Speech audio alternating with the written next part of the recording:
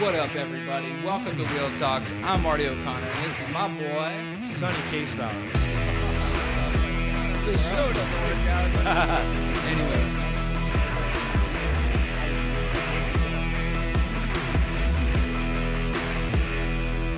Hey, what's up, everybody? Welcome back to a very special edition of Wheel Talks with you know who and Your Wheel Talks boys, and we got some shit straight out from Hotlanta. Hotlanta. Wheels2Walking crew themselves. How's it going, guys? No one from Atlanta calls it Hotlanta. Hey, Just to let you know. yeah, we are in It's the okay. OC, right? The OC. The I've called OC. it. I've called it Hotlanta once or twice just to be silly. What do Hey, you the what do you guys ATL. call it It's out there? just Atlanta. And you don't really say Atlanta. You don't really pronounce the last T. It's like No. Atlanta. Well, What about yeah. ATL?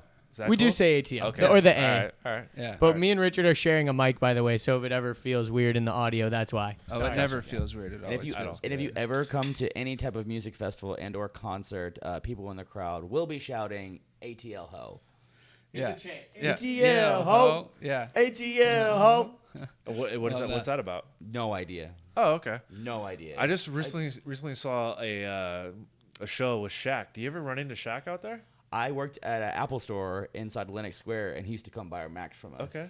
So That's legit. he'd only talk to like a few people though that he knew. He would like come in and be like, "Yo, I want to talk to Christian." Like he wouldn't Yeah. talk to anybody else Yeah. because everyone else would be like fanboying. Right. And he's yeah. like, "I just want someone to sell me like a good computer, Right. not someone to talk to me about basketball." Did you ever roll up to his kneecap and say what's up? No. Yeah. No.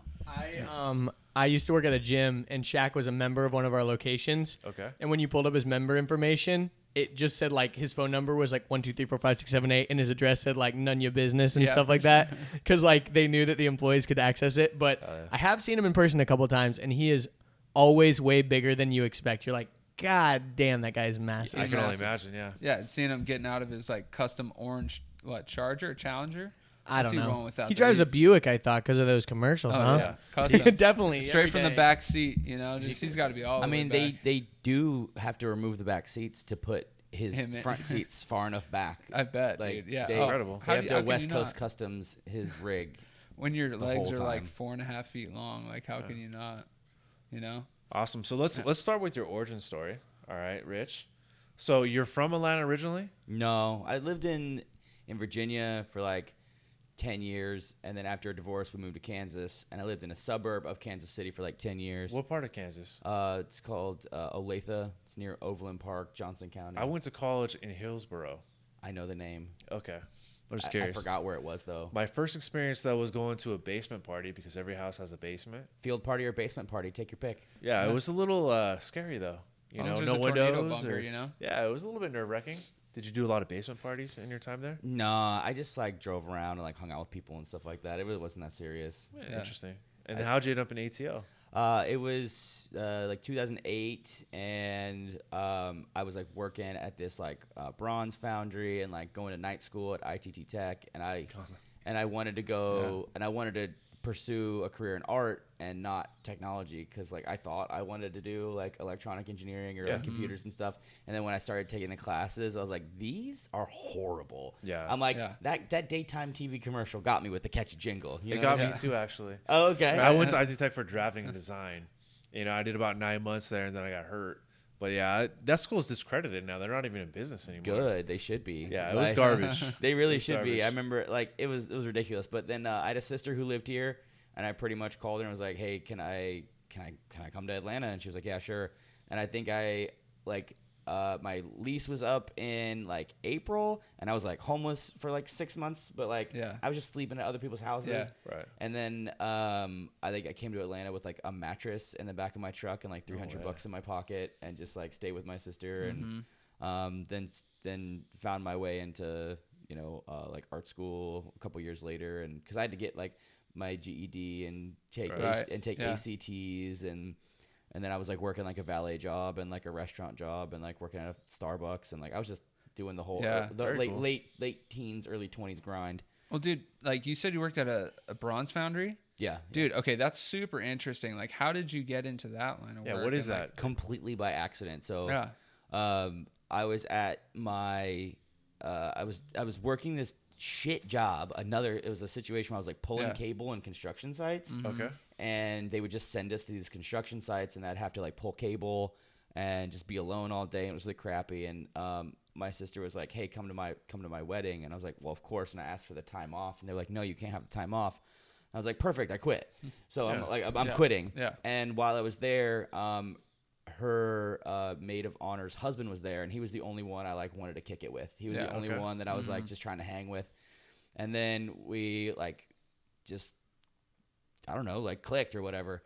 And then when I got back into town, I was like hunting and searching for jobs and everything. And he called me. He's like, "Hey, you want to come check out the Foundry?" And I was like, "Fuck yeah, sure." Yeah. So I went there, and he did just basically like production work for artists. So if you're an artist and you sculpt in clay and you want to turn that clay piece into a bronze piece, you go to a foundry, and then they can do multiples of that piece. So you can do like, anywhere from 1 to, 1,000. Right. And then you have a whole team of production artists that build replicas basically, but it's called production art. And he like showed me around the whole place, and I was like, "Yo, this is really, really fucking cool, man." Yeah. And he's like, "You want to work here?" And I was like, "Really?" And he's like, "Yeah, man." He's like, "Honestly, I need someone who doesn't know anything, because I'm sick of people coming in here that like went to art school that like think they know what they're doing and do it wrong." He's like, "I know you. I know your sister. Your sister vouches for you." She's like, "Your sister's best friends with my wife. So like, be here at like 7, bring steel toe boots and a pair of jeans." Yeah. And I was like, okay. And I fucking picked it up really fast and crushed it to the point where they were the ones who like kind of encouraged me. They're like, "You need to kind of like be more than this. Right. They're Yeah. like, you need to kind of like do more than this." And I was like, "No, I kind of like it though." And like, "You're kind of too good for this."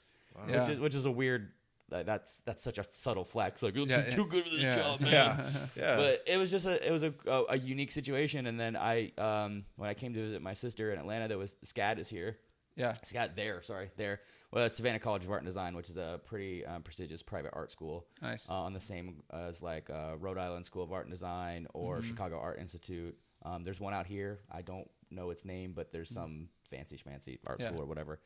And I got into the program, and I even got like an artistic honor scholarship because of my portfolio, because I just showed them all the stuff I'd built at the Foundry. Yeah. And they were like, "Oh, dude, that's fucking tight." Like, So were you guys taking like artist pieces and turning them into like bronze, or were you kind of creating your own stuff? so it was combination, but mostly there was a single artist who kind of was running, like, meaning like his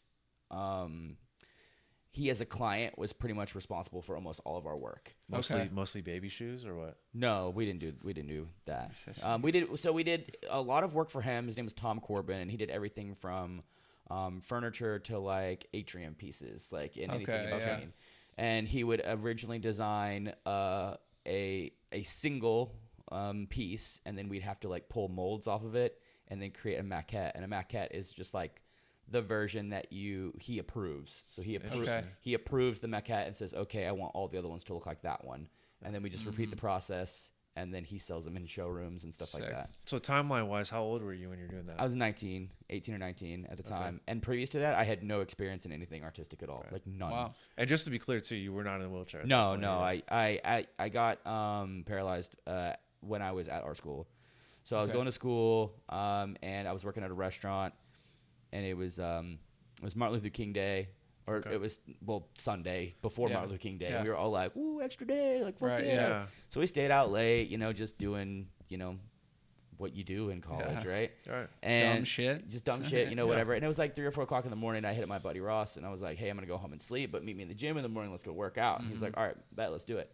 And I showed up first, and I like drank a pre-workout on the way there. So I'm like fucking like, you're ready to I'm go. like jacked up, and it's like 70 degrees and sunny out on like January 18. I'm like, what the fuck is going on? Like, this is nice. And I show up, and I like reach for the gym handle at my school, and it's locked. Martin Luther King Day, school shut down, gym shut down. Yeah. And I was like, "Dude, I'm amped up on some pre-workout. I'm gonna go for a run." So I just left my truck at the parking lot. I like threw my keys like in the gas tank door. Yeah. And went for a run and in the neighborhood. So it's downtown, so kind of near the Midtown area that you stayed. Sure. A little bit north of that. And in Atlanta, we got underground parking decks just to save space. They put the parking decks underground, and in order to keep people from not dying inside of those underground parking decks, they have to have exhaust vents so all the carbon monoxide fumes and stuff can escape. Okay. And I was just out for a run, just loving the fucking day, you know, like Yeah. like just having a good time. I'm like, it's sunny, you know, I got my pre-workout, I'm going for a run, it's beautiful. And there was like some people coming my way, and I like went to move out of their way, and one of the grades that covers the hole wasn't there, and I fell into the underground parking deck. I fell down 50 feet. Oh my gosh. Yeah, but Damn, yeah, dude, so I've never heard that. landed on my feet, luckily, because I had some gymnastics training. Like I had a friend that had a gymnastics gym back in Kansas, and we would go after hours and just flip and do tricks and jump around, and he would train us to just like figure out our air balance and whatever. How long was the fall? You couldn't even count it, dude. Like was it just like next thing you know? You're on I the didn't ground? even think it was gonna fuck me up at all. Like I just thought it was gonna sting a little bit. Like remember when you're a kid and you like run down the stairs and you jump off of the 4th step? Yeah. And but like one day you're feeling ambitious and you jump off the 6th step and your feet, it just stings. You're like, damn it. Yeah, it's kind You're of like I should have. You're like I should have waited to the 3rd step. That's all I thought was gonna happen. Yeah. I just was like, I gotta land on my feet. Like that's You what didn't I get that gotta do. bubble Was gut it- feeling, or And was it blind or was it like completely dark, or could you see like? I saw the was ground. coming? I saw it there. But like by that, I mean, I like lost my footing and was like, oh shit. So I like turned back to like try to grab onto something. Right. But it was already too late. So I just immediately turned back. Right. And that's where I like saw the ground and I was like, okay, body position myself, whatever. And at the time I was training for a bodybuilding competition. So like that's why I was trying to go to the gym, like even on a day off. And so like I had really strong legs, like a really strong heart. And I landed on my feet and immediately both my legs snapped.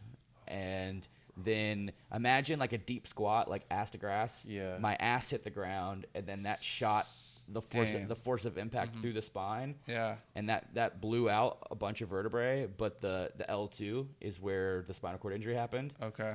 And then I reached back to catch myself, but my elbow hit the ground and it shattered and like turned to powder. Damn. Like there was actually like a case study like from Emory Orthopedics, the college students came in because they don't ever see fractures that big on living bodies. So they were like stoked to do an operation on like a living body that had like a fracture so intense. Gnarly. Yeah, it was pretty crazy. So what was your list of injuries? Those that I've mentioned so far, so like the broken legs, the spinal cord injury, the elbow turned to powder, and then my sternum split open too. So like my pecs were like separated. Were your legs compound fractions or tibia? Fibia? At my ankles, and it was the tibia, and they were mirrored. They were both. Wow. And they're the same kind of fractures like people that do like ice skating, like tricks, like the trick ice skating, they break all the time. Sure. Like that particular, it has to do with like when you land and like twist at the same time, it like snaps that pretty commonly.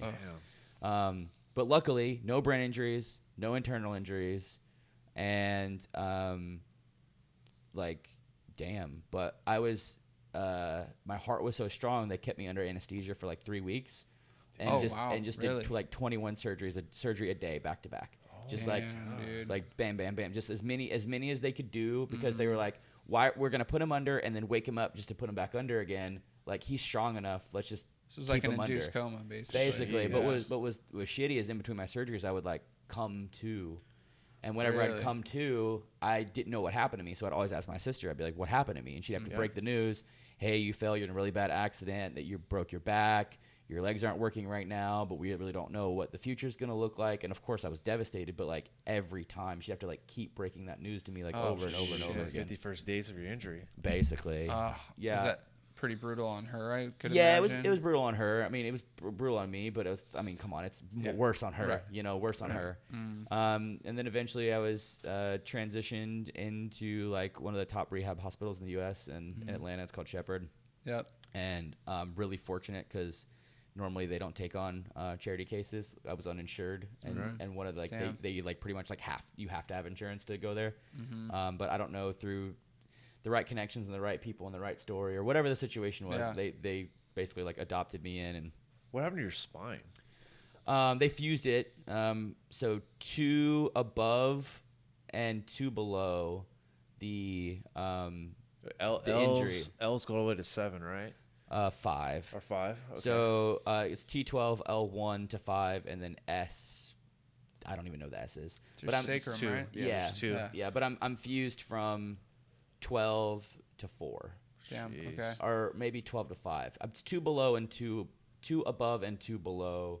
So you have like L. Yeah. and what other hardware do you have right now too? I got 2 pieces of metal on each ankle, and then this has had multiple surgeries to it. It has way less hardware in it now because Your elbow. oh yeah, that's my yeah. bad. Yeah. Oh, Your elbow. yes, thank you for the reminder, Andrew. Yes, my left elbow has had a bunch of hardware in it, but it's like I've taken as much out as I can. But more recently, in December, I was actually hit by a car. And Yeah, I was gonna ask you Yeah, about that. That yeah. was maybe the best ass bruise I had ever seen, bro. That thing was brutal. What the If hell? we got a picture of that, we'll put it up for Yeah. yeah. I mean, Explain getting hit by look a at car. that hand yeah, lock. so I got hit by a car in December by trying to help someone. It was of like a rainy, like I don't even know what kind of night it was. A Sunday night maybe. I think it was like a couple days before Christmas. So it was like December 22nd or 3rd or something like that. Yeah, it was December 22nd, and I like went and had a night with my family, and it was like tsunami raining the whole night. Okay. So like me and my girl and like my whole family like all getting together, like just enjoying each other, time for the holidays, whatever. And on the way home, I was driving, and so I was like in the middle lane, and there was a car in the left lane, and they hit this huge puddle, hydroplaned, turned right into the retaining wall, and like smashed it head on at like 50, 60 miles an hour. And I'm like, ooh, like that person might be fucked up. Yeah. Like, and like my first instinct was like, I gotta make sure they're breathing. Like it'll take 20 minutes for an ambulance to get here or whatever. I gotta make sure they're breathing. So I immediately pulled over, and I like got on my crutch and like crutched my way over to the door and like ripped the door open. And she was like, I mean, it smelled like gun smoke in there. Cool. Yeah. Anyway, yeah. So it smelled like gun smoke in there because like a lot of people like don't know that airbags are powered by gunpowder. Right. Right. Oh, And she was like shaking, and I was like, "You need to get out of the car now. Like we're in a dangerous place. Like come get in my car. Like are you okay?" She's like, "No." And then I like look up, and there was like some headlights like facing my direction, and I was like, "That it doesn't seem right. Like I'm going back to my car." Yeah. But then I don't really remember what happened next. But my girlfriend said that another car from the same lane hit that same puddle and hydroplaned the exact same way as the first car, and hit the first car, and then the first car put me into the concrete wall. So I got Jesus. So I got like. I got hit by a car that got hit by a car. If that makes any sense. Yeah, I was hit by a car that was hit by a car. Wow. It's like those the metal balls that swing back. Yeah, and forth. One yeah. hit So I one mean, it and wasn't the other, like full 65-mile-an-hour impact, but it was maybe half that. Like I don't know. Yeah. What's interesting, we seem to have guests on here who have like, it's like one thing bad happens, but they always have like that extra. Right. It's not bad enough we're already in wheelchairs. They always have that extra story to share. Yeah, we were listening to Steph's episode on the way Yeah. here, and we were like, she got hit by a car after coming out of the hospital just to visit for Christmas, then got cancer. It was just It's like, like- then her mom was all messed up from the accident, and like there was also extra stuff that happened from her initial car accident. It was just like, damn, dude, I like know. it's just, and that's how we all felt about Richard. We were all like. All of our family members and just people close to him were just like, dude, this motherfucker cannot catch a break. I know, and I feel like this is why people always are like, girls like, yeah, God, they're expensive. We got to buy more clothes. We got to, buy them dresses and this and whatnot. But boys, they break bones. They get themselves into some deep shit and always breaking shit. Yeah. Like, I don't know about you. It seems like you were the same way, Sonny, I'm sure. Yeah, dude. And that's, in my opinion, the getting hit by a car, it was not the worst of the things that have had happen to me after my spinal cord injury. What happened to you? Like backtrack a little bit. When you get hit by the car, did you suffer any more injuries besides? I had some internal injuries. I had a liver that was lacerated. Oh my god. And they thought like I broke my back in a bunch of places again, but it was just leftovers from the first. Okay. From the first time I Jeez. fell, so like a bunch of thoracic bones had broken. I didn't even know it. Like from when I first got hurt, they just never told me. Oh my gosh. Like they're fine. Yeah, they weren't. They didn't need to be fixed. Let's put it that way. So Okay. If we scoot back to your first injury, what was your mentality coming out of that? Like, what was your emotions you were going through? What was like your head? I mean, a lot of denial, a lot of anger, a lot of frustration. I mean, I had a life that I had planned out. I had a future that involved my body. I mean, I was doing physical labor. I was doing production artwork. I was bodybuilding. I was playing pickup sports. Like, I had dreams and ambitions of, like my family, how old kids. were you again? I was a week away from 21. Okay. Oh, you're a youngster. Yeah, I was a little baby. One of you two was at 20, right? He I was was 24. 24. Yeah. I was 26, going on 27. Oh, that was Steph. Never mind. She said she was 20. Yeah. But you weren't even legal to drink yet then, right? I mean, or just barely. No, I was. A lot of people found out that I had gotten this accident when I didn't even show up to my own 21st birthday. Like when I didn't even show up to my own party, everyone was like, "What happened with Richard?" And it was like, all this shit. But and you're dealing with all these emotions, and you're staying with your sister. You know what I mean? Like, where do your parents stay at? My mom now stays in Atlanta. Dad's not in the picture. Okay. And hasn't been and won't be. He's just like he's gone. For us, our family support was a huge part of our recovery. Where did you find kind of stability through your struggle? My sister picked up a maternal role. She kind of turned into like mom 2.0. But she like got pregnant like almost the exact same time that I had my injury. Oh, so she pretty much told me, she's like, you got 9 months to figure this out. Because when I have this baby, I can't take care of you anymore. Right. Yeah. So and I had a bunch of orthopedic injuries too. Like, so I was in a power chair for like my first 6 months. Yeah. Because my left arm was casted up. Both my legs were casted up. I couldn't really do any PT or anything because like I couldn't bear weight or like even use it. It was pretty wild, man. And I like I mentioned you guys before the show, like I just pushed myself away from the community, and was like, I'm trying to be normal. You know, I'm gonna go back to school. I'm gonna go back to work. I'm gonna try to get my life back. And in that, but I didn't realize I had a lot of like negativity like towards myself, like a lot of internalized ableism and a lot of negativity towards like disability. And I never really like actually coped. I just kind of like lied about it to myself, thinking like fake it till you make it. Because like I had a lot of demons in the closet even before. Yeah. Like. My life story is fucking weird, dude. But so it was like constantly compounded problems, and unfortunately, I only really found like solace in drugs. Like I really was like, oh, cool. Like these doctors give me these pain pills that like I don't hurt anymore physically, and also I don't hurt emotionally too. So like, so what was your what was your choice? What was your drug of choice? Percocets, man. Yeah, Percocets, and then I started adding on like Klonopins, and then I started adding on like amphetamines, like Adderall, and I mean, pretty much like anything I can get the doctor to prescribe me by lying, you know. And then before I knew it, I was like on. And they would. Yeah, I remember I was on like.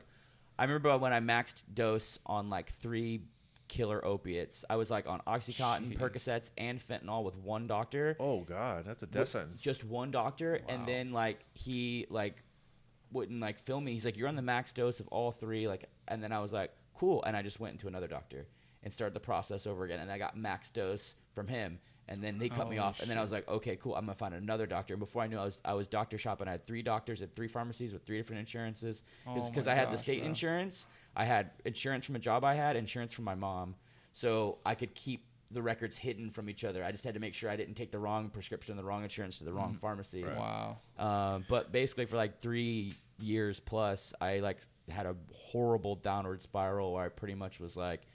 I was trying to overdose and die every day. Like I didn't.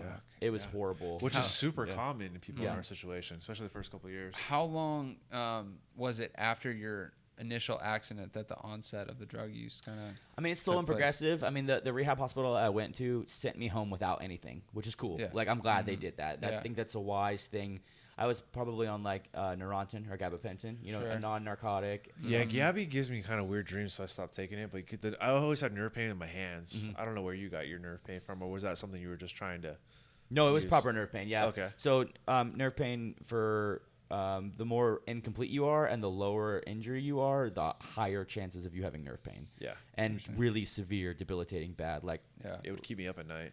I mean, yeah, it's a nightmare, dude. The only thing that I can. Really compare the nerve pain to is like there'd be nights where I felt like when you walk by a power line and it's just humming, it just feels like your body is just full of this like crazy electricity that just won't fucking stop burning. So that's a great analogy. Terrible. Yeah, I sometimes it feels like there's someone who has like a cattle prod or like a taser that just keeps every 8 seconds is fucking shocking me, or like my legs are on fire, or there's like pins and needles, or the electricity, or static on the TV, or like it's horrible, man. Did you hit a rock bottom? Oh yeah. What was your rock bottom? Oh dude, that's a wild story. Let's hear it. It's very wild. It's very It involves a police chase. Yeah, let's. Do you mind sharing your rock bottom? SIM card. Wow. That's my favorite part. Bro, we're going deep on this episode. Yeah, let's hear rock bottom. Go all the way, but you can all right, so Share what you want to share. Addiction is slow and progressive. Yeah. No one wakes up one morning and be like, wow, I can't wait till I'm an addict. But over a period of like, I want to say what got me back on the opiates was like I had like a really, really bad UTI that was turning my nerve pain on really bad, so bad that my regular nerve pain wouldn't even, or my nerve medication wouldn't fix it. And I was such a newbie, I didn't know that like UTI correlated into like nerve pain. I didn't know, so I pretty much just like, it was the weekend and like my specialty doctor wasn't available, so I like found a primary care doctor who just like wrote me a script for like some 5s, you know? Okay. And it worked, and it worked out so well that I was like, ooh, it deals with my pain physically and also my pain here and my pain here. What are 5s, by the way? Just like 5 milligrams, like 5, like Lortab 5 milligrams or whatever. Like, all right. I'm talking like a druggie right now, y'all. Yeah, we're I'm trying to keep up right now. Yeah. Yeah, What are I 5s? have over 5.5 years clean. What are Like, Quaaludes? I just saw that on Props Wall on Street. that. Yeah. dude, Yeah. Dope ass beat. What is a dope ass beat? What did I say? What did I say? We were dancing with Chelsea. We did a video with Chelsea Hill from the Rolettes, and Chelsea was like, "Yeah, we're just gonna do a chill groove for these last little 3 beats or whatever." And Rich was like, "What is a chill groove?" He reminded me of that 60 Minutes interview with Kanye West, where the guy goes, "What is a dope ass beat?" Yeah. Well, can we real quick? I mean, Andrew, where did you come into the picture, Yeah. and how did you guys get acquainted? Yeah, so I started a podcast in 2017, funny enough, and I was just trying to make cool connections, have cool networking, all that kind of stuff. I was working a job that I didn't really love, and I just like was inspired by Joe Rogan and you know, a lot of those types of people. And so my friend, our friend Sheen, was on my podcast. She's like a, you know, anyways, her story is kind of cool, but she's like a bodybuilder type person and knew Richard from the gym. And so she messaged me and said, "Hey, you need to have this guy on your podcast. He has a really cool story." And meanwhile, Richard, just from my perspective, I looked him up. He had like no Facebook. He had an Instagram profile that had about 6 pictures on it. I think there was one video of you throwing an axe, like at one of those axe throwing places, and he was in a wheelchair with his shirt off. And so that was all I kind of knew about him. I didn't really even ask Sheen like what the deal was. I was like, okay, so he has a cool enough story. I trust Sheen. I'm like, okay.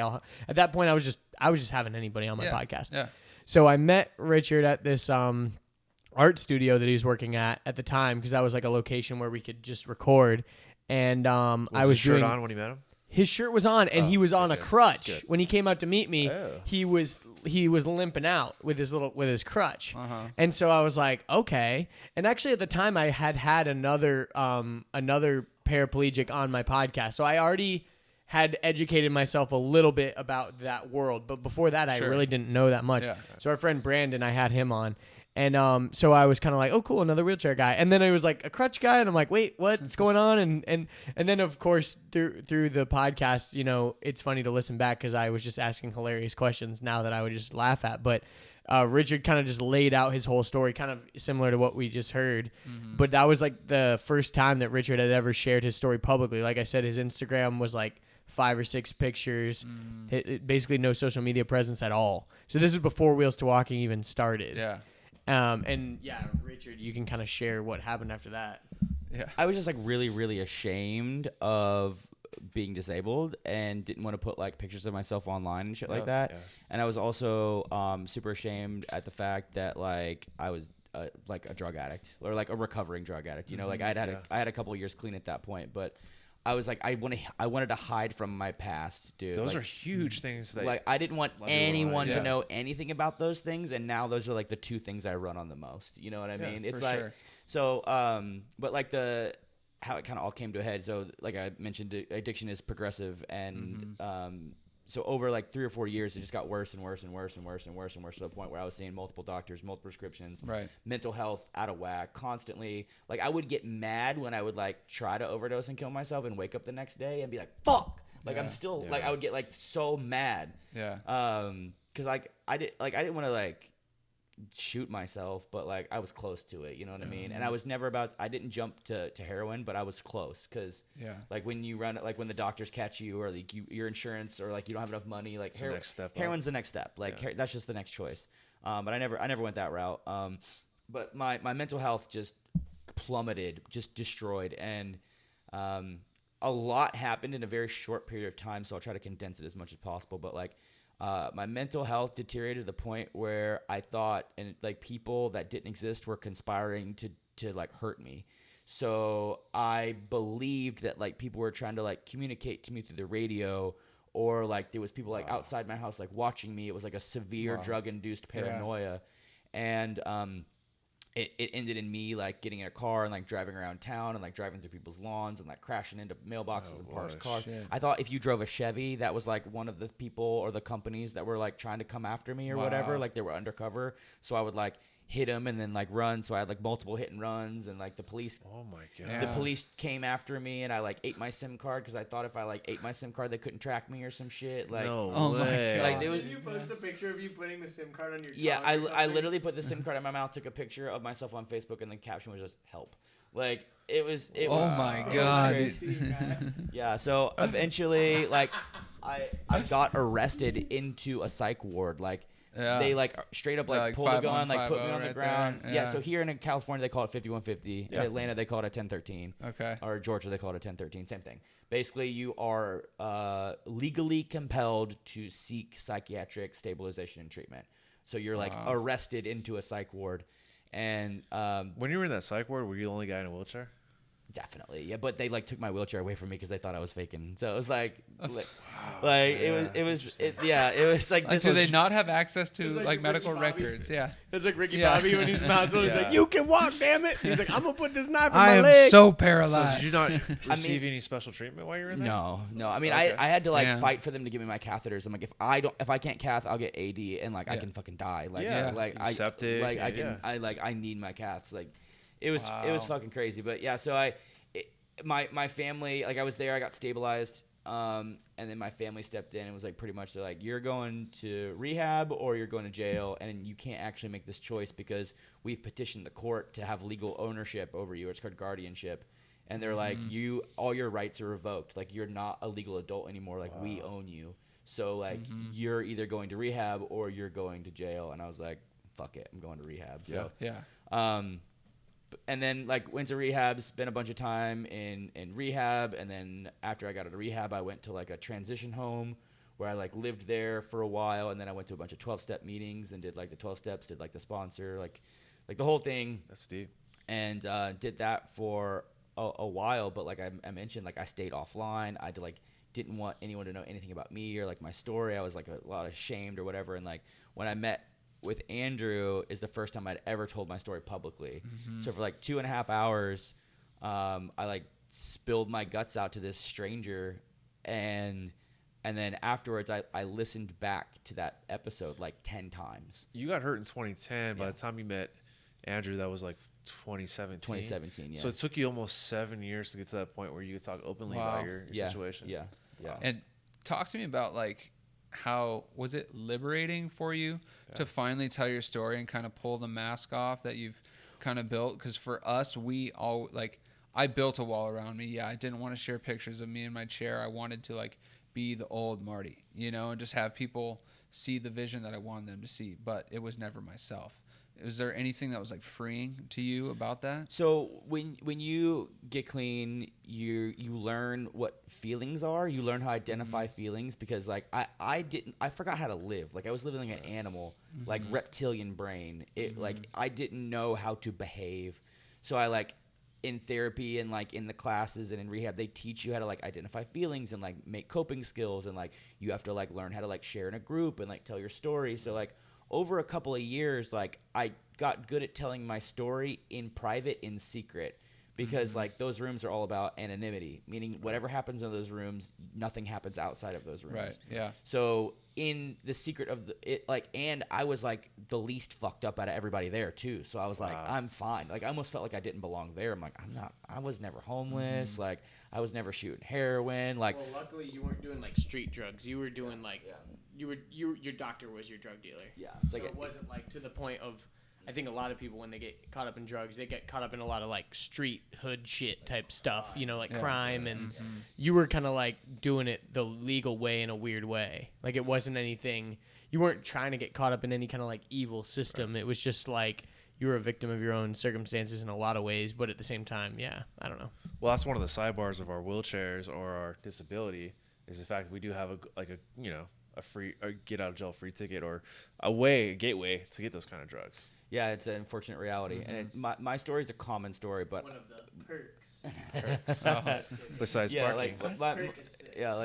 my story is a common story, but I hope that through Wheels to Walking, it becomes a more uncommon story, because that's you asked about like freeing and liberating to finally tell him, because like I got comfortable telling it in private so much that like when it was time to go public, I was like confident enough in it, like, and I told it enough times to enough people, and like I told, like, it started out with just like a sponsor, right? It was like a notebook and a sponsor. I like told all my secrets and all the horrible things I'd ever done, and like all the bad things and all the story, like to one person, right? And then like he would give me assignments, like you now have to share this in like groups, and like now you have to like all your other like sponsee brothers, like you've got to talk to them and like mentor them, and like now you have to have a sponsee, and I'm like, fuck, I don't want to be responsible for anybody. Yeah, for sure. So like I finally like got comfortable telling it like in private and secret. So finally when I told it on his podcast, it was like, it was awesome, because I remember I listened, like I mentioned, I listened back to it like 10 times, and at that moment I was like, oh fuck, I got something here. Yeah. Because like it was at a time in my life where I was trying to find like a new path and like a new career, and like over the like 2015, 2016, 2017, I tried a bunch of things and like failed miserably. But it's funny how the universe works, where like everything I was trying to run away from and everything I was trying to hide and everything I didn't want to talk about is now all the things I talk about and all the things that I like share so openly. And that's how he got connected, man. Like he was the catalyst, I think, to get it all started. And when I started doing like some workout videos on Instagram, and then I decided to start a vlog because I was super inspired by Casey Neistat. And I did like 2 videos, like going grocery shopping and going to a concert, and with 0 subscribers and not promoting it at all. In like a month, I had like 1,000 subscribers and like 10,000 views on YouTube. That's awesome. Which is insane, because even right now, some of the videos we put up will not get 5,000 views with like 80,000 subscribers. So it's so even it's like crazy. And I was like, oh fuck, like I do have something special here. And like, what was the one person I was gonna reconnect with? Fucking Andrew. For sure. So. Yeah. Whoa. Mike almost fell. Yeah, and so at the time I was looking into getting into more video production and stuff. Like I was doing some freelance stuff for people, and then our mutual friend Kat, she was like, okay, Richard, you're looking for someone to do all your videos. Andrew, you're looking for people to do videos for. Why don't you guys work together? Richard, you want to travel. And I was like, well, I need to like make this much money. And it was like, Richard, are you willing to pay him this much money? And he's like, yeah. And I'm like, okay, cool, solved. So it just like worked out, and we haven't looked back since. What's the name of the podcast, so everybody knows clearly? Well, the original episode was on the Andrew Deitch podcast. That's my name, Andrew Deitch. And I think it was episode 47, maybe, something like that. It's called Progress, Not Perfection. Yeah, it's called Progress, Not Perfection with Richard Corbett. And Richard's been on a few times on my podcast. And then we started the Wheels to Walking podcast, which is what we do now. And the Andrew Deitch podcast is on a little bit of a hiatus. Yeah, that's how the Wheels to Walking podcast existed, because I was a guest like 3 times, and he was like, I can't keep just interviewing you on my show. Like, so I was like on episode 47. I was on episode like 110 and like 131, and like we were about to do another episode, and then we just had this. We literally like were in a bathroom like late at night, like literally, and we just like talked for like hours and hours and hours. And he was like, yeah, I think I'm gonna like retire the 80 podcast. Like let's do a Wheels to Walking podcast. And we're like, fuck yeah. So you guys like awesome. Also like the Andrew Deitch podcast from the beginning was just a way for me to network and grow and all these things. And it was like I felt like I reached that point with the podcast that I wanted to get to.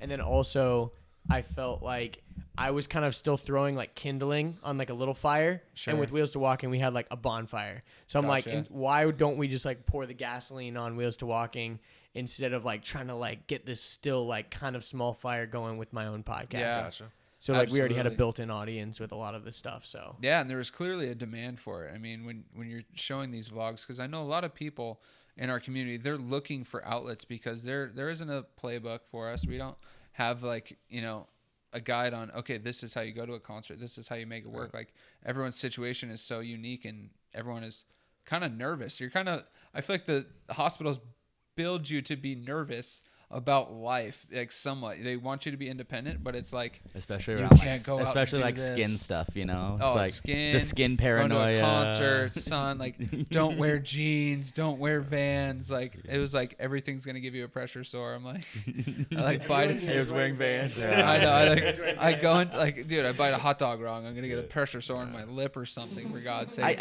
I think the driving its seriousness home is important because things like pressure wounds and skin scores can lead to infection, which can lead to sepsis, which can dead ass fucking kill you. Yeah. So by wearing Vans and jeans, you could be killing yourself. Like so, like I get it, but also it's like, come on. You got to find what works for you, though. Is what you can't be afraid to like push yourself a little bit. Keep an eye on it. But it's like all those things. But going to concerts, I remember specifically, I got tickets. I was supposed to go to like a Luke Bryan, Jason Aldean concert, and I was still in the hospital. And I was like, yo, just let me out for a few hours. I'll go with my girlfriend. She knows what to do. And they just wouldn't let me go. And I was just like so down on life, man. It was like, can't do this. Did you just fucking sneak out? I would have just snuck out. I should have, but blamed it on the girlfriend. Be like, I had so many people and family members around that it actually made its way to the doctor somehow. Like, so I heard you're trying to go to a concert. I'm like, oh fuck, here we go. I was like, so that's not happening. Like, thanks guys. One of the stigmas that you deal with a lot is that you're not handicapped enough. Yeah. Right. So I get that. That's the biggest shit that I get out of all of the hate to receive on the internet. It is almost exclusively from other wheelchair users, like almost exclusively. Explain that to us. I mean, because obviously you have effective limbs. You're obviously a para, but yet you can walk with a crutch. So I mean, give us the rundown. Kind of explain to us why you do use a wheelchair. And like, what are some of your adversities you deal with day in and day out? Well, oh geez, what a loaded question. Right. So, I mean, there's tons of videos on the main channel, so please go check that out if you want a further detailed understanding of that. But, so I'm a low-level incomplete spinal cord injury. Okay. Which means that some things work and some things don't. Mm-hmm. It's pretty simple, Yeah. Some things are strong, some things are weak, I consider my wheelchair and my crutch as like tools. Yeah. Like it's like a device to help me improve my quality of life, right? Something to regain my independence, something to be liberated by, to have freedom. And I just switch back and forth based on my endurance, my pain, what activity I'm doing, where I'm doing it, how I'm doing it. But for the most part, I just rock the chair, dude. Like wheelchair's dope as shit. Like walking around on a crutch, you're slow. You can't really carry anything. You can't it's extremely painful. Yeah. And it's like, why am I gonna do that to myself? But if I need to stand up to cook in my kitchen, okay, bet I'll do that. Yeah. Or if I'm go into a restaurant and it's hella crowded and I don't want to feel like I'm, splitting the Red Sea at a club or whatever, sure. Snow plowing. Snow plowing. That's what you guys are. I'll take a crutch. Or if I go, if I'm ever going from a chair to a chair, from a sit to a sit, if I'm in my car, I'm I'm going to go meet someone to Starbucks and they got some cushy couches in there. I'll just crutch it. Sure. But if it's hey, I'm going to go grocery shopping. No, I'm not going to take my crutches. Yeah, I'm definitely going to take my chair for that one. Yeah, for sure. So it's just finding out, like you said, what works for you. You got to find your recipe. And for me, the biggest thing is it's all about pain management for me. Because as a low level incomplete, pain is the biggest debilitator that I have. The thing that slows me down the most is my pain. So anything I can do to reduce pain. Is your legs were crushed. Yeah. You know what I mean? So not putting weight on them is probably the best thing to do. Yeah, and also I think one thing that a lot of people forget about is all the bowel and bladder stuff. It's bowel, bladder, skin, UTIs, everything else we all deal with. Yeah. Right. Just the fact that my legs kind of work sometimes, I think you would actually trade your legs in for bowel and bladder control. Oh yeah, if I could piss, shit, and fuck like I used to, cut these legs off. I don't need them anymore. Exactly. I'd be fine without them. I'd find other ways around it. But it's weird. I get so much criticism, and what baffles me, it's so let me get this straight. The one thing that you've been wanting to accomplish your whole life, stand and walk, I've been gifted with. I understand it's a gift. I'm happy that I got it. I know not everybody's gonna get it, but it's I've achieved the one thing that you've wanted to achieve, and I don't get congratulations. Yeah. I get fuck you. Because for the first 6 years you didn't walk at all. Yeah. Like the first 6 years of your injury, you were wheelchair bound, bro. What changed for you though in those 6 years? After I got clean, dude. After I got clean, my body was like, oh, cool, you're not poisoning me with drugs anymore. Really? Let's heal. Wow, yeah, and then I went vegan for like 6 months, and then I started experimenting with steroids and growth hormones. And then I started like being able to, I wanted to ride a bike, like a pedal bike at the gym. So I taped my feet to a bike and just started pedaling like 2 hours a night. Just pedal. And then they got like stronger and stronger and stronger, like enough. So I went from like a leg brace and 2 crutches to 2 crutches and no leg brace to 1 crutch to no crutch. But now I'm back to 2 crutches basically after getting hit by the car back in December.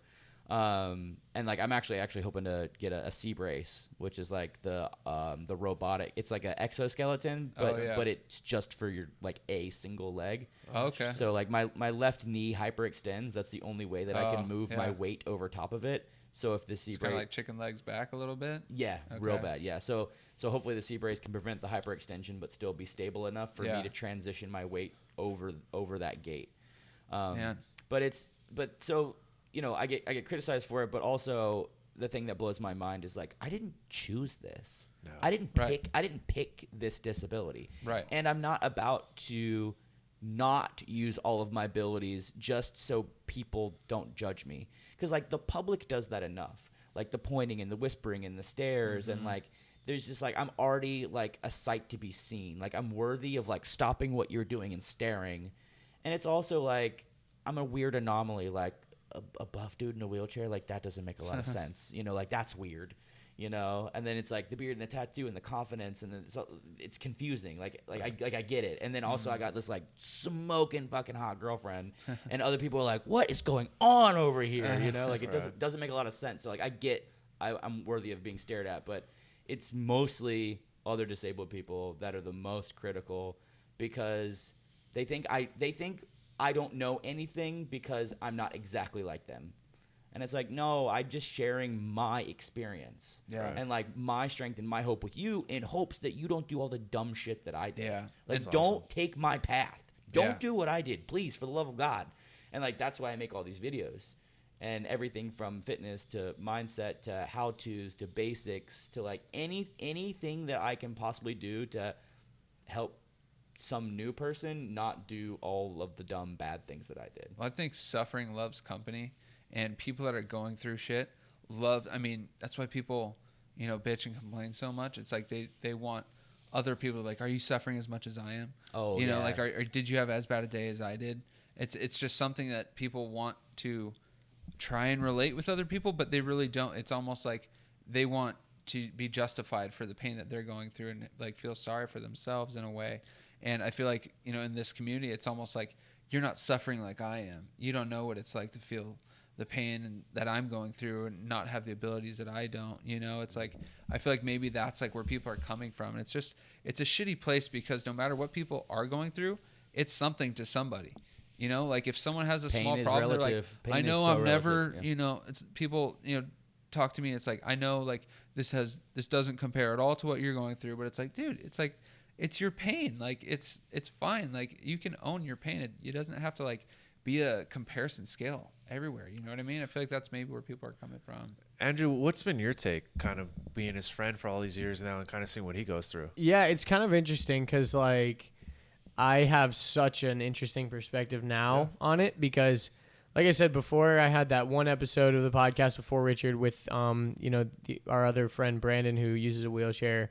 I hadn't really had that much exposure to spinal cord injury or anything like that. So, it's really interesting because now I feel like I can empathize with a lot of different people. I mean, we've met a lot of really cool people and done a lot of amazing collaboration videos. And I mean, meeting you guys even and just people from all over the country. It's cool to even just see like the bond that like spinal cord injury people have, you know, and especially, and I kind of feel like I kind of fall into the like family side of it or like the long-term girlfriend or long-term boyfriend side of things where the family of a person that has a spinal cord injury, they get it, you know, like they really do get it. And so do the significant others and things like that. I feel like I fall into that now because I feel like I can, I know the lingo, I know all the stuff, so I can kind of, I can never fully understand what you guys go through, but I can empathize with it, and it's been really cool to be on the other side of it, because of course with Wheels2Walking, it's basically a media company, so I'm creating all this content about this whole world, and so it's been really cool to learn about. With you guys traveling, is there a part of you that gets angry at some of the things that you guys like run into, from like your hotel room to just getting off the plane? I mean, what has that really been like for you? We travel light, man. Like I travel, but even before meeting Richard, I traveled a lot, like internationally and things like that. And so I've learned to just pack really light. Like, so I don't ever check a bag pretty much ever. So we like to do these trips where we kind of come in for like 3 days or 2 days or 1 day even, and just like get in, shoot the videos, and get out. So Richard typically doesn't check a bag either. Like the only time we've checked a bag, I think, was the one LA trip where we were like here for 2 weeks. That was in the very beginning. But so typically we kind of do a gate check for the wheelchair. So like once we get off, the wheelchair comes. And then typically our hack is to do Airbnbs, because Richard has a lot of dietary issues as well. So we need to be able to cook, because honestly, trying to go out to eat is just a nightmare always. Yeah. So we typically will get an Airbnb, and a big hack for those too is if you can find like a high-rise building that like has condos that are Airbnbs. Yeah. Those are pretty much always accessible, because there's not really thresholds. There's typically an elevator. Yeah. They're pretty generally accessible. Newer, houses can be kind of rough, but again, luckily with Richard's mixed mobility, we can typically make it work. So to be honest, like we haven't had that many crazy like problems with it, but I mean it's always problem solving. Like there's always just like, there wasn't a, the listing said there was this, but now there's not. So, just like anyone else, you just have to figure out a way around it, because what are you going to do? Just sit and cry about it or something? Roll with it, yeah. It's mostly preventative measures, meaning like you can kind of predict all the things that are going to go wrong, and you just automatically prepare to avoid them before they even happen. And, we live in an inaccessible world, and I think it's so ridiculous when I hear people be like, well, if the entire world was accessible, then we wouldn't have any problems. And I'm like, listen, the world is not going to adapt to you. Right. You got to learn how to adapt to the world. Yes, the world needs to get better. We need to work on inclusion. We need to work on accessibility. We need to figure out all these fucking problems. Right. But if you're going to sit around and wait for other people to fix your problem, you ain't going to do shit with your life. Exactly. So it's like you got to be the one to say, hey, you know what? I'll fucking find a way to make it happen for me, because I'm not going to just wait for other people to figure out my shit. Exactly. It's like complaining, like if you're a basketball player and being like, the hoop needs to be smaller because I'm not as tall as Shaq. Yeah. It's like the game is the game, the world is the world. Like is, you can't, and like it sucks, but I think that's kind of the main thing of Wheels2Walking is like, instead of trying to, I think that's been a big thing that you've always preached from the beginning is like the world is not made for us, but that doesn't mean that you can't go out and be a badass and live your life and do cool stuff. Totally. Kind of going off of that, what I'd like to say is like, so much people talk about what we lost, what we lost when we got hurt, like our ability to do this or that. But tell me about some of the things that you feel like you've gained through this whole injury. Oh, bro, there's so much, dude. I literally look back at my life and I'm like, 31-year-old Richard without a spinal cord injury and being a full-blown fucking drug addict would not be the human being he is today. Mm-hmm. Like, I am so grateful for all the horrible things that have ever happened to me, because it's turned me into this person. Yeah. And I think things like problem-solving skills, like elite-level problem-solving skills. I think learning how to not be afraid to try new things and be able to take massive action. I think empathy and understanding, being like emotionally connected, like I think also like the friendships and the bonds, like we don't know each other. We met like 15 minutes ago. Yeah. Like we kind of know each other from the internet, and we kind of associate people back and forth. Like, we're doing Disabled Podcasts. I know you, you know me, but it's like, we're friends. You know why? Because we've shit on ourselves before. Yeah. Right. We're friends because we know about nerve pain. We cath, bro. Yeah. Like we get it. Like we don't have like when I'm we around have hot girlfriends. Yeah. That's definitely our main bond right I don't there. know, bro. I'm just saying, when I'm around disabled people, I never feel like I have to explain myself. I always feel like I'm a part of, and I'm the most inspired by other disabled people. Absolutely. Like, literally, man. like, I get off on inspiration porn just watching other people in wheelchairs do dope shit because I'm like, I want to do that. Yeah, right? That's the coolest fucking thing ever. When do you How do think- I make a video about that? When do you you know? think that mentality changed for you? Like, what was your signature moment? Was it going on your podcast with Andrew? Like, what was there? I Like, mean, where I do you think before that, it was getting clean. Yeah. I mean, because getting getting clean, your mind right. getting clean is simple. You just have to change everything about yourself. Yeah. Yeah. Not easy. Yeah. Not easy. I'm not saying easy and simple are not the same words. It's simple. You have to change everything. So what I learned how to do in rehab and my 12 steps and sponsors stuff is I learned that my initial emotional reaction was the wrong answer. Oh yeah. Definitely. So I just started doing the opposite of what my intuition told me to do. Yeah. So the second that I was like, man, I don't want to try anything new, I'd be like, oh, fuck, I got to do it now. Yeah. The second I'd be like, man, I don't want to think about that. I'm like, fuck, now I got to think about it. Yeah. You know, or if the second I'd make an excuse, or if something scares me, if I'm afraid of something, like I use almost like fear as like a director of like where to go. Like if something Sure. scares me, I'm like, I got to do that now. Yeah. Like so it's like We're not talking like life, like I'm not gonna go down that hill because that scares the shit out of me. It's more about like emotional, yeah. putting yourself outside your box. Yeah, I'm not talking like Evil Knievel shit. Yeah. Yeah. to jump off this building. Yeah. Yeah. No, but it was. I mean, again, in the same way that like I kind of slow and progressively regressed into like an animal who was like addicted to drugs. Like I had to be the opposite of that. Like all the anger and fear and resentment had to turn into like positivity and gratitude and excitement and like you know, I had to go to therapy for like multiple years and I'm still on medication and you know like. I just had to like relearn how to live, and it was just like over time. Yeah. Like, and I realized that like at that 9-month, 1 year marker when I kind of like separated myself from the community, like if I would have just stuck around, I would have not had to go through this like massive dip. Right. And I think that's one of the things that is like I think that's half the reason why people love me and half the reason people hate me is like I've lived a complete para life. Like I've lived a mixed mobility life. Like I've lived for a very, very short period of time in the beginning, a kind of quad life. I was in a power chair and only had one hand.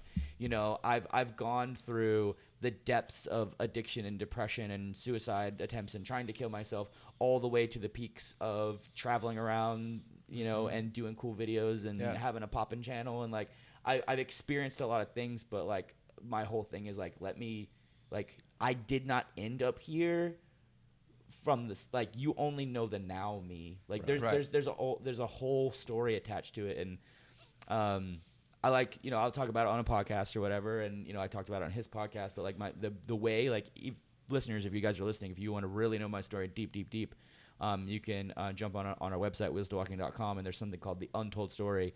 The Untold Stories is a series of emails where I basically tell the story.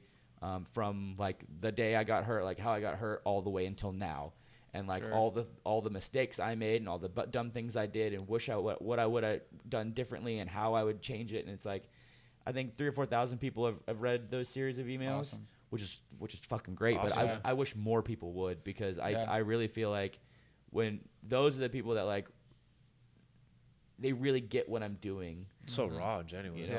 I'm literally not just trying to be like, what's up, guys? Welcome to the vlog. Today I'm gonna go down a water slide. Like, comment, subscribe. Don't forget to use my promo code for Bang Energy and Fashion Nova leggings. Sign up to my Squarespace. I'm famous. Like, no, that's not what I do. Like, YouTube is just the outlet, because I knew that like internet is so powerful, man. People are like, yo, you should do public speaking. I'm like, so I can talk to 50 people in a room?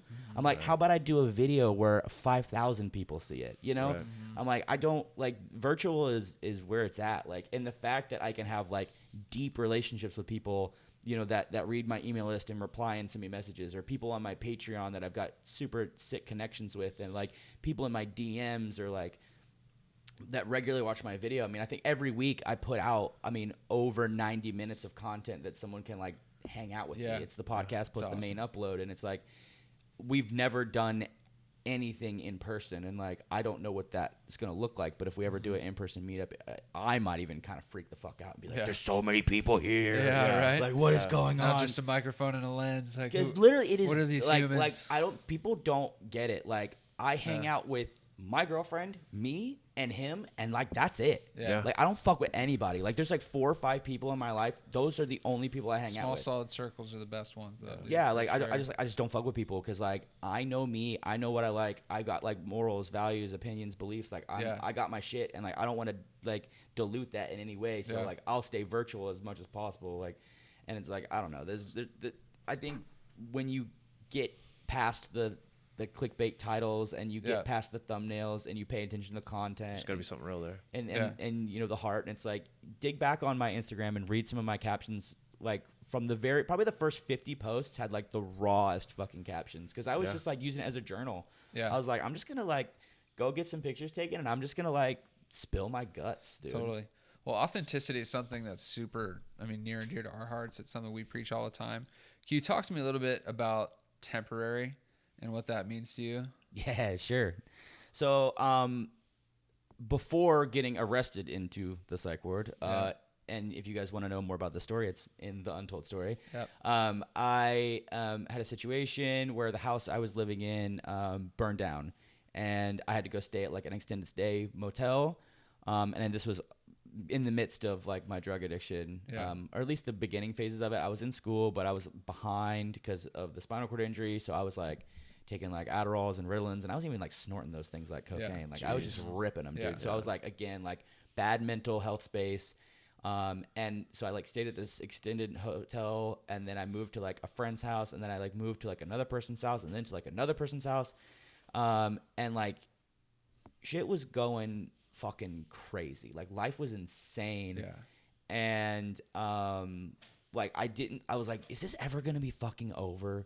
Yeah. And I remember like a buddy of mine had this like little like dash on his wrist, and I was like, what the fuck is that about? Yeah. And he was like, oh, it's like it's your life. And I was like, what do you mean it's your life? He's like, well, you know, like when you die, like on your tombstone, there's like the year that you're born, a little dash, the year that you died. Your whole life is represented in your dash. He's like, that's a little dash. He's like, that's just temporary. Like it's little. And I was like, oh, okay. I'm like, I'm gonna copy you. Yeah. So I like got a little dash tattooed on my arm, and it's the dash, but it says temporary in it, just to remind me, and it's facing me, like it's for me. Yeah. Just to remind me that like I can look at it and be like, all right, it's fucking temporary. I'll get over soon. And unfortunately, like that Thanksgiving, I had like another really like drug-induced like wicked breakdown. I like stayed in the psych ward. It was like a whole thing. And right before I like went into the psych ward, I got the tattoo. And to me, temporary really is just like, yo, just fucking hang on. Like if you can hang on, like you're gonna be okay. Like all you have to do is just like the next right thing and just wait. And it might be a day, it might be a week, it might be a month, it might be a year, but just fucking hang on. If you're hanging on by a thread, keep hanging. Yeah. Like everything's temporary. Your life is temporary. Your problems are temporary, but also the good shit is temporary. Like have like gratitude, like appreciate every moment, like all the time, because like you never know if it's going to be gone. Like I could have died when I got hit by the car. Yeah. Totally. I didn't, thank goodness. But I remember seriously like in the hospital bed, like laid up after my surgery, you know, so much pain, like back to square one. I remember laying there, and I remember just thinking to myself, I'm like, 6 months. Yeah. Like all I got to do is just 6 months. But for now, I need to do every 6 seconds. I'm like 6 seconds. Okay, I made it 6 seconds. All right, 6 more. And then it turned into 6 minutes, you know, and then it turned into 6 hours. Yeah. And you know, and then it was like, okay, can I make it a day? Okay, bet I made it a day. Right. All right, let me see if I can make it 6 days. You know, and then it just kind of grew from there. But it's like I think people get too caught up in getting back to where they were fast. It's like slow the fuck down, chill, relax. It's okay. Like time literally heals everything. Yeah. They always say we look at our past with rose-colored glasses. Like our past was something better than what it really was. But when we were living in that situation, we had just as many like problems or things going on with us. Yeah, and it's like, if think about you're now the same way. Yeah. Like right now, you might be going through some hard shit. That's real life. But Marty is for sure. But in 6 months, if you're gonna look back, this might be some of the you might be hindsight 2020 being sure. like, You hear that? yeah, That resonate? Thanks, Sonny, Yeah, Hey, speaking to me, man. yeah. No, but I mean, I think what that sounds like to me too is like the destination isn't where like the magic happens. the Man. journey. It's like, the journey, the struggle. That's where that's the secret sauce. That's where you build that fucking inner warrior. It's like going through that process, trusting that process. A lot of the mindset came originally rooted from Stoic philosophy. They had, memento mori, like remember one day you will die. Yeah. And there's this author by the name of Ryan Holiday. Especially this year. This Yeah, year's been fuck marred yeah, by bro. death. Marred by death for sure. Yeah, and it's so funny. We actually have some some merch that's called the Temporary Collection, and we launched it right in the middle of COVID. We were like Available here. we were planning it before COVID, and then like lockdown happened, and we were like, we're launching in a week. Like, what the fuck? Yeah. And then like a part of our like advertising campaign is like, remember, you're going to die. As there's like death counts on CNN, like no. 10,000 dead today. We're like, fuck. Yeah. But we Like the promo was like intended to be kind of eerie a little bit, to be a little bit edgy and like kind of scary, and then we're like, this is too fucking real right now. Richard's like, I listened to the promo again and it gave me like mad anxiety. Let's change this up a little bit. Side note, Marty and I will take hoodies for sure. Oh yeah, Oh, yeah, we'll rock yeah, it. yeah. What you say? Yeah, Seriously, what is that? yeah, we love hoodies. Let us know. Yeah. The cool thing about the hoodie is that Richard's tattoo is on his inner right wrist, and on the hoodie there's a little temporary logo on the inner right wrist of the Marty hoodie. wears a woman's small. If you got that in stock. Yes. We are out of women's small, but we can hook you up with a Schmedium? with a Schmedium? schmedium. Yeah. Perfect. Got it. Cool. Extra Great. schmedium. What are you, large or extra large? I'm definitely like a triple X. With these guns right here, I'm a large. Guns. All right, cool. Yeah, Appreciate man. it. Yeah, man. But this guy named Ryan Holiday has a couple of books. One is called one of my Sounds favorite. familiar. My favorite is wow, I'm brain farting right now, dude. So good. Remember afterwards, and we'll put it up. Yeah. One is called Ego is the Enemy. That's the second book. The Okay. very first one, I can't remember, and I'm gonna be mad. I'm mad right now. We'll throw it up. Yeah, It's yeah. The okay. third one is called Silence is the Key or something like that. Wow. No. Ooh, the first one, Obstacle is the Way. It's called The Obstacle. Oh, I've read The Obstacle is the Way. That's Ryan Holiday. Yeah, I love that book. Yeah. So still, Like each chapter has a story, right? Oh, yeah. Okay, I have that book. Stoic philosophy is the shit to me because this is the premise of Stoic philosophy. If I'm not the problem, there is no solution, which is the idea of personal autonomy. Meaning you are responsible for your life, you're responsible for your actions, Your and emotions. your emotions, your outcome, Yes. everything. So the second you start pointing your finger at other people, Right. you're wrong. You have to you always have to intrinsically look at yourself and be like, what is my role? What can I change? What can I change? What am I responsible for? And once you realize that, like, it's never anyone or anybody else's fault, it's always on you, that is power and freedom. Yes. Hell yeah. That is Yes, power it's and accountability. freedom. Yeah. I think it's what we struggle with nowadays, not just us, but everybody's accountability. Yeah, man. Seriously, yeah. What is one Yeah, piece of man. advice? Yeah, man. Yeah, man. What's one piece of advice that you would give to someone maybe newly injured that's going through it right now? Like what, like after everything you've learned and gone from through. addiction to your injury to relationships. I mean, like, what is your like? Well, first subscribe to my YouTube channel. Of course. Okay. Check out the playlists. Yeah. Throw that up right behind you. I mean, just like be flexible. Like a lot of people try to go back to their old life. Yeah.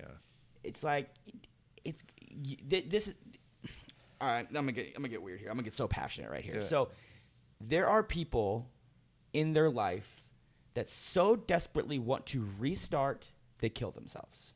Okay. Right? Game over. They're dead. They're done. You may have not chosen your injury or your spinal cord injury, but you have a unique opportunity to rebuild a new compelling future from the ground up. People would die for that. They have.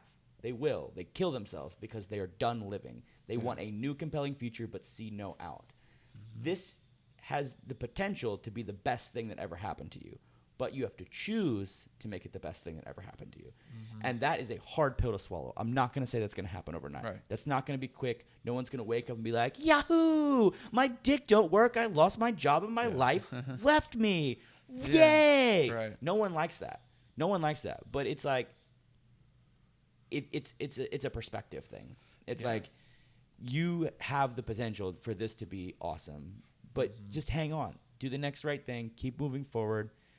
But biggest, do not remove yourself from the community. You're not as unique and as special as you think you are. You're one of us. You are one of us. You have the same struggles and challenges, and there's studies that show that you can literally double your life expectancy by being around peers.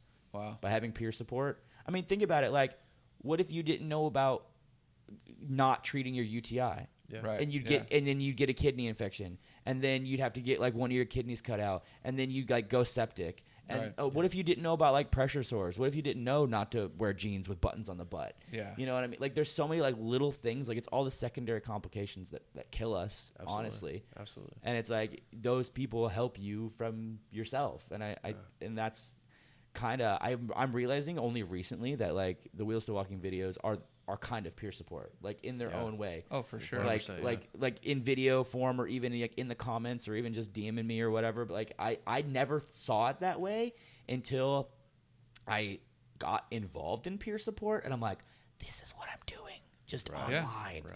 I'm like, seriously. I'm like, I never had a word for it. I'm like, oh, like I make videos for new injured wheelchair users to help them improve their quality of life and regain independence. Like, that's my little shtick. But I'm like, oh, this is bigger than I realized. Like, Absolutely. it's weird like that. I think that's like what we realized too, because Sonny and I came together because we were not about support groups. You know, I wasn't one to share with people I didn't know or trust.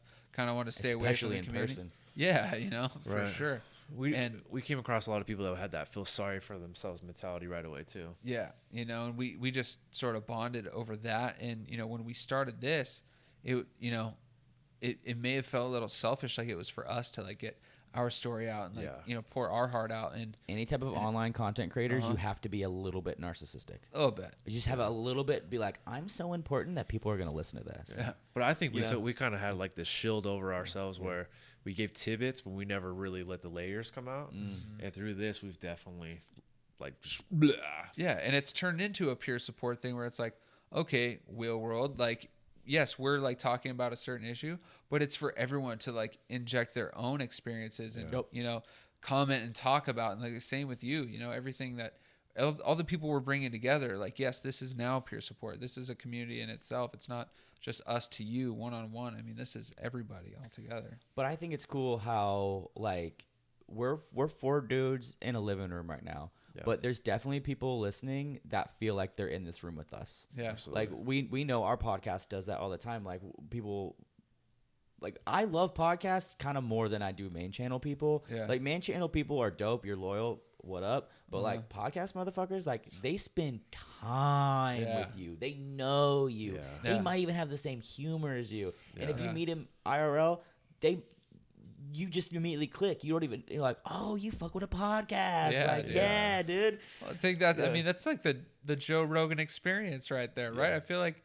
we all know this guy and love him. I mean, I feel like I'm homies with him. I've never met him. I in wouldn't my life. want to even talk to him if I met him in person because I'm like, I kind of already know you. You Yeah, know? Like I know quite a bit about you. Like right? Yeah, it's very unique like that. Joe, man. since you're clearly listening, please do moderate that debate. That'd be great, dude. That would be so sick. Right? Oh my god. Also, you need to get Pitbull Rule on your podcast. He's been trying for a minute. Do you guys know Pitbull Rule? I don't know. We did a video with him a couple weeks ago in Houston.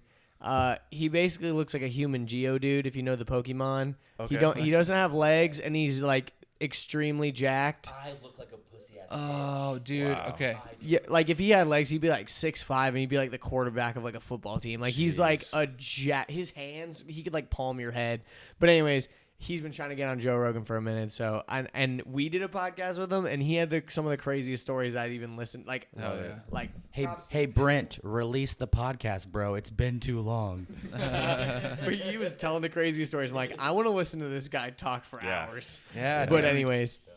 I mean, I think that's the power of podcasts, man. Just sharing experiences of different people and bringing it to light. I mean, jumping in and feeling how you can coexist or, you know, relate to people that have such crazy ass experiences in a way. And like you said, you feel like you're in a room with them. You know, you feel like you're having a conversation with them, even though it's. I mean, I laugh along with other podcasts all the time. I feel like I know people that I listen to all the time. Like there's certain podcasts I'm like, these people are my homies. Like, and especially podcasts I've been listening to for years and years and years and years, and I almost don't even realize it. I'm like, oh, I've been listening to the H3 podcast since like it started. You know, Yeah. like what am I doing with my life? Like this is crazy. Like how do I know so much about Ethan and Hila and Teddy Fresh and YouTube drama? And like, how do I know this? It's kind of crazy how that works. Marty and I need to go out to the ATL or Hot Atlanta. Yeah, dude, pop in. ATL, ho. Yeah. I was actually just telling some of the rollout girls. So in my building, they have like, Ludacris is there. No. Outcast. They have like condos available that you can rent out like hotel rooms. Okay. Legit. And so if you guys pop in, just Hell let yeah. me know enough time for me to let the office know. And Yeah. since I live there, I can like rent it out to people. Sure. But it's the equivalent of like getting a hotel / Airbnb. And That'd since be dope. it's in my building, I can show you the neighborhood. We're right next to a train. You can Yeah. jump on the public transit. You can take it all around town. Nice. You That'd be know, cool. like it Yeah. literally, it would be one of these things like, hey, we're working today, but you should go check out this place, that place. Take this train, take it to that stop. You know, Easy. like Yeah. Atlanta's pretty cool, man. You should really check it out. Heck Like, yeah. Yeah. My family used to live out there. I'd be down to check it out. Definitely. It's actually a very beautiful place. Yeah. Up and Sure. coming is very cool. You know, last year I went out around. And yes, he did say Cumming. That's an actual name of an actual town. UMMING, like Cumming. I thought it was a joke. Like coming.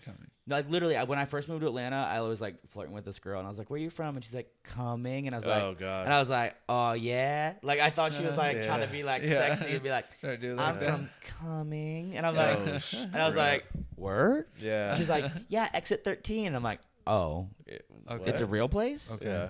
Like what?" Right on. Yeah, man. Yeah, man. Yeah, Dude, man. so I think this is fucking cool, man. Thanks for having Yeah, us on. Of course, we dude. appreciate We it. appreciate you guys stopping in. I wanted to at least ask one question that Richard. So Richard and I, we get a lot of we always like have so many people in our comments and stuff always being like, you guys should hang out with quads. You should do a video with quads. Oh, blah yeah. blah blah stuff. Like it's always like that. Yeah. That's like the one thing, and we actually haven't. Well, have we done? TJ, but Yeah. But anyways, we wanted to ask you for people listening. What's the one thing that you wish people knew about quads? I mean, people listening to your podcast probably already know, but do you consider just yourself for a us. I mean, Oh, I definitely do. Okay. or even what do you wish Perez knew about quads? Because I'm not. Listen, I'm talking about people like hating on me. Half of them are right. Okay, you know, like I love criticism. I love being taught why I'm wrong. You know, Right. and like there's been moments where I've like said some like real ignorant, ableist shit that I'm like, oh, like if I was a quad like that, I would be mad at me for saying that too. So yeah, Yeah. like what are some things that like you wish guys like me would know? I think that it's just such a loose term too. You know, you think a quad is just someone who can't move their freaking arms and legs. You know, Right. And like it just doesn't define. Like for me, I have more lower body than I do upper. I'm a central cord, and that's like super unique. So I have more legs. Like I have a little more bladder and bowel control. You know, like it works, right? You know, Yeah. So it's like it doesn't define everybody. It's such a loose freaking term, and I think when it comes to quads, just don't generalize. I think just look at and ask the questions that get to the core of like, who is this person? You know, Person and like, first, yeah. Yeah, person first always. I think that's what drew me away from the communities because there's so many questions that were like quad centric, and it was just like you're not even getting to know me before you're trying to get to know my body, and that's fucking annoying. You know, Interesting. Yeah. And like you two are very, very different. very But different. technically We're the quads. same, you know? You're Right. quads, you know, like Yeah. I think the biggest thing too is with pairs and quads. I think I would give up any chance of me walking again just to have my hands back. yeah. I think that's the biggest thing quads will tell you is you're lucky you have your hands. When Dead you ass. itch your nose with your mustache all fucking day, I'm or like, you open a water bottle, or just having oh that my grip. God, bro. And that's some shit I that's see probably the that I'm biggest like, thing, I'm yeah. mad grateful for. Like, Yeah, it's Yeah. the hands. like I was talking to them before the show. It's like I got the best of the worst. Like Right. spinal cord injury is probably the worst thing that could ever happen. But like I have a low level incomplete. That's pretty good. Yeah. Like and that I remember being in the hospital. That shit kept me humble when I saw people on sip puffs or I saw people that couldn't open water bottles or It's that or stuff. pick up a spoon. And Yeah. I'm sitting here like, what do I have to fucking complain about? Same, you know? man. And like seeing kids that have either injuries or can't like that are going through this stuff. It's like, dude, Stuff, yeah. I had a chance to have a childhood. I went to school. I got the fuck up, you know. And now like I'm reinventing myself at like kind of a time where it's a little bit easier. Like I got to do all the shit that I wanted to do, but now it's just like reinventing myself as a professional, like as a mature adult. You know, it's like I don't have to go through like school and like cyberbullying and all that shit. Nothing now, ever angered me more too than when a little kid came up and like snatched my phone out of my hands. And I just wanted to punt that little guy, you know what I mean? Because I didn't have the hand grip. He snatched right out of my hands, and if I could just get up and just punt his ass through a wall, I would have, you know? So, I mean, it all boils down to the hands, I think, when it comes to the quads and pairs. Like, Marty's central core, so, like, unfortunately, he lost a lot of his upper body. But I just want to be able to grab my girl's ass, bro. That's it, you know? Hold her face while I kiss her. I think it boils down to the hand stuff. in the movie theaters, you know? At the end of the day, though, maybe itch my face. We all know we're part of the same fraternity. Yeah. And we were similar to you, where we didn't want to get around people in wheelchairs and all that. But I think ever since we started the podcast, we started hanging out with other people, we've never felt more comfortable in this world. Yeah, for sure. Yeah, one of the big pieces of feedback that I've got, especially whenever I do anything like physical or like fitness based, that quads will kind of like rightfully so criticize me about is you guys' respiratory challenges. Yeah, the fact that like your ability to breathe or your ability to sweat is way more impaired than the rest of us, you know. And it's like that has a lot of limitations, you know? Yeah, for sure. It's I get it. Like I get the fact that like. But we're not trying to compare, though. No, I know. We're all in a dumpster fire right now. You know, trying to find our way out. I guess what I'm saying is like honestly, to be real, the people who do that to you, I just, you know. Well, you know what it really reminds me of the most? Rocks, pound sand. It reminds me the most of the LGBTQ plus community because they're. Are you a part of that? No. No, okay, but I just got a lot of friends that are a lot of homies, both men and women. But could tell. But the idea of like they are all a marginalized group, but inside of the marginalized group, they're all so different. They quarrel amongst themselves. Sure. Like the gay dudes hate the lesbians, and the lesbians hate the bis, and the bis hate the trans, and it's like everyone's always like fighting and like it's this quarreling. And I feel the same thing about the world of disability. It's like we're all disabled. We're all a marginalized group. Like, we're living in a world that's not made for us with systems that are built to disparage us and to keep us down. But yet all we're doing is fucking fighting. Like, 1 in 5 people in the United States, that's a shit ton of motherfuckers. That's 20% of people are living with a disability. Right. And, like, you mean to tell me that we can't unify and be like, hey, healthcare's fucked up, and just, like, vote in all the right people or vote out all the wrong people to get healthcare fixed? Not only that, like 80 or 90% or whatever, you know, of those people are men. Huge number. Because we're the risk takers, we're the assholes, you know. We take risk taking jobs and we do risk taking activities. So it's like a lot of dudes. But yeah, I mean, it's like I hate the fact that we argue and bicker over nonsense. So Man, you know what I'm saying? Tell the story because I'm not gonna remember the story. But there was this goofy thing where we were. I think it started because Jalila and you were like wanting to get chosen for something, and you were like, "Oh man, they're probably gonna pick like." Because basically, it was like when inside of the disability community, we always joke, we're like, "Man, they always pick quads," like because they're like, "Oh man, they look more disabled than me. They play the role better." And so we had this one thing. I think I was the one that said it, right? I remember, let me tee it up. So it was a contest for like the WAGs. You know the WAGs? Okay. It was like some contest, and like they were like, we are accepting all entries from all interabled couples or whatever. So like me and my girlfriend like submitted our shit, and we were like, oh yeah, they're like both the WAGs like date are married to quads, so like they're gonna pick a quad or whatever. And then Andrew said some shit. I literally I don't remember exactly what the context was, but at one point I just go, man, fuck quads. And like it was just so funny because it became such a running joke that it's like one of the most fucked up things to say, like fuck quads. Like who says that? But then it just became our like running joke where anytime there's like something with quads, we're like, man, fuck quads. And this is when the podcast abruptly ends. All right, cut this guy out. Is that a fucking quad joke, bro? Yeah. But it was just some funny shit because like a quad won a contest and I lost, and I was like, oh yeah, for sure, dude. That's why we say like para, please. There you go. You know? Yeah.